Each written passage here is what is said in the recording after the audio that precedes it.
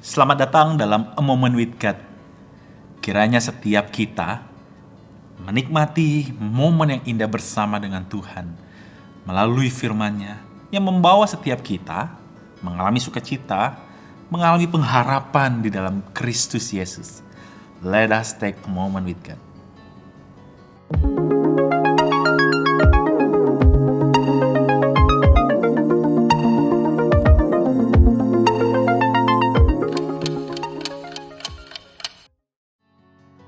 Teman-teman sekalian, suatu kali ada seorang ayah yang berulang tahun.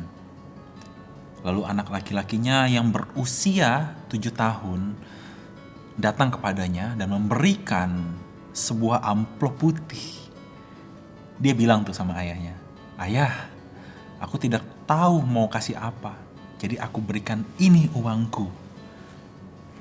Di dalam amplop itu ada 5 lembar kertas uang 1000-an. Lalu ayah itu mengatakan, "Nak, tidak baik memberikan kepada ayahmu uang seperti ini sebagai hadiah ulang tahun. Apalagi kamu masih kecil."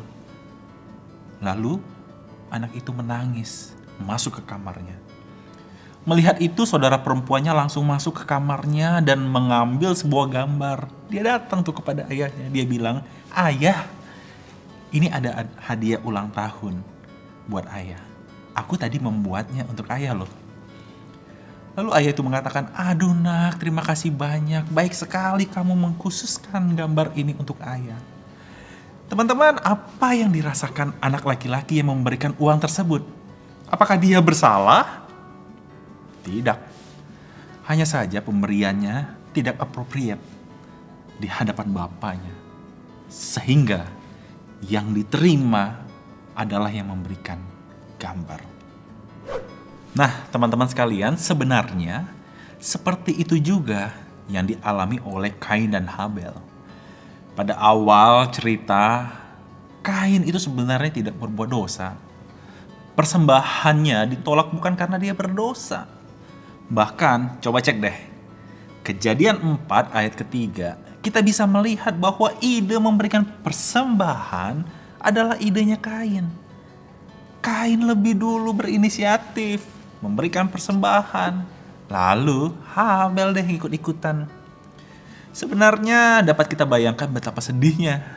Dia yang berinisiatif, dia yang lebih dulu memberikan persembahan, tapi persembahannya ditolak, tidak diterima oleh Tuhan.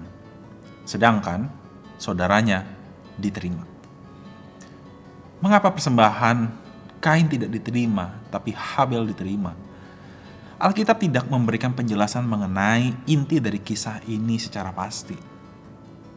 Mungkin penulis dari kitab ini ingin menunjukkan pembacanya bagaimana sih sebenarnya kehidupan di luar Taman Eden yang saat ini manusia alami.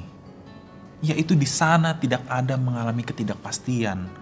Segala sesuatu yang ada itu banyak hal yang tidak dapat diselesaikan dan tidak ada jawabannya. Hidup ini memang banyak yang tidak ada jawabannya. Banyak sekali. Sampai di sini, Kain tidak berdosa. Makanya Allah masih memberikan peringatan kepada dia. Kenapa panas dan muram hatimu? Hati-hati, dosa mengintip. Dengan kata lain, Allah mau bilang yang sudah, ya sudahlah. Tapi Kain tidak mengindahkan apa yang Allah katakan. Kain tidak berhenti, ada rasa panas dalam hatinya. Mungkin juga lahir dari rasa kompetensi antar saudaranya. Ada rasa iri. Dalam keadaan ini sebenarnya Kain ada di dalam persimpangan jalan. Dia punya pilihan. Pernyataan Tuhan juga mengandung implikasi, which path will you choose? Kain memilih jalan dosa dengan membunuh adiknya. Teguran dan peringatan Tuhan tidak diindahkannya. Setelah Kain membunuh Habel, Allah yang Maha Tahu itu bertanya, "Di mana Habel adikmu?" Pertanyaannya berbeda sebenarnya dengan ketika Adam dan Hawa berdosa. "Di manakah engkau?" Lalu Kain menjawab, "Aku tidak tahu. Apakah aku penjaga adikku?" Apa artinya teman-teman? Yang pertama, Kain mau bilang Aku tidak tahu bahwa aku ini penjaga adikku, atau artinya bahwa dia tidak pernah tahu kalau dia punya tanggung jawab menjaga adiknya. Kain menolak tanggung jawab terhadap saudaranya. Mungkin ya, mungkin hatinya kesel. Udah juga dia kesel karena melihat kesuksesan adiknya. Saudaranya sekarang saya ditanya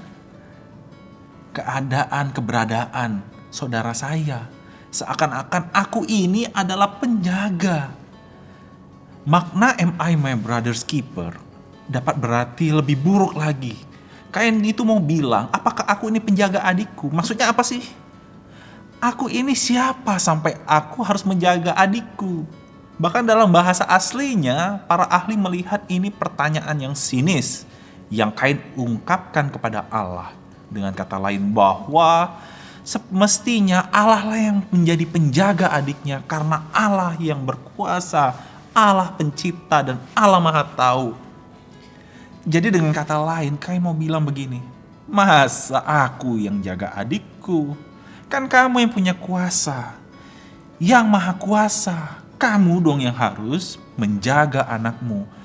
Kalau sekarang sampai dia mati, berarti salah kamu. Kenapa membiarkan dia mati?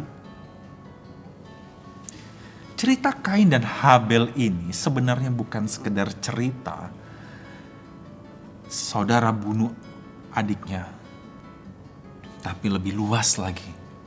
Ini mau mengungkapkan kepada kita bahwa hidup kita saling ada keterikatan. Tidak ada orang yang hidup hanya untuk dirinya sendiri. Ada tanggung jawab yang kita punya. Orang yang menjadi dirinya sebagai pusat kehidupan tidak akan punya waktu untuk orang lain. Dia merasa segala sesuatu itu bertujuan untuk dirinya. Sehingga ketika ada yang tidak dapat dan dia tidak bisa menerima, Kain merasa dirinya benar dan menolak bertanggung jawab terhadap saudaranya. Menganggap dirinya lebih penting dari yang lain. Orang selalu mau diperhatikan, maunya dimengerti, maunya dihormati, didengarkan. Ketika orang memuaskan dan memusatkan segala sesuatunya pada dirinya, maka dia hanya akan mementingkan dirinya sendiri. Allah menciptakan kita bukan untuk menjadi teraliniasi, menjadi terasing. Natur kita itu adalah hidup bersama, hidup menjadi our brother's keeper. Itu tanggung jawab yang pernah ditolak oleh Kain. Akhirnya hukuman kepada Kain adalah menjadi the wanderer. Orang asing yang pergi dari suatu tempat ke tempat lainnya. Dan dia bilang, itu lebih berat dari yang dia tanggung. Teman-teman sekalian, waktu pembaca membaca cerita Kain dan Habel, maka mereka juga akan ingat perkataan yang dikatakan pemazmur dalam Mazmur 133. Yuk kita buka. Sungguh alangkah baiknya dan indahnya bila saudara-saudara diam bersama dengan rukun. Berkat-berkat Tuhan dicurahkan lewat persaudaraan yang rukun. Kerukunan persaudaraan itu menjadi kendaraan bagi berkat Allah yang tercurah dalam hidup kita.